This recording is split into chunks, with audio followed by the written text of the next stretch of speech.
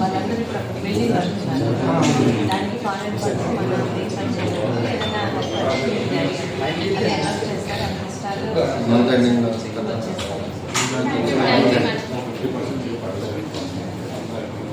నమస్తే అండి, నా పేరు లక్ష్మీ వెంకట సాయిజీ. నేను పలాస కిడ్నీ రీసెర్చ్ సెంటర్లో జీడీఏగా వర్క్ చేస్తున్నాను. మాకు గత సంవత్సర కాలం నుండి జీతాలు లేక ఎన్నో ఇబ్బందులు పడుతూ ఇక్కడికి రావడం జరుగుతుంది.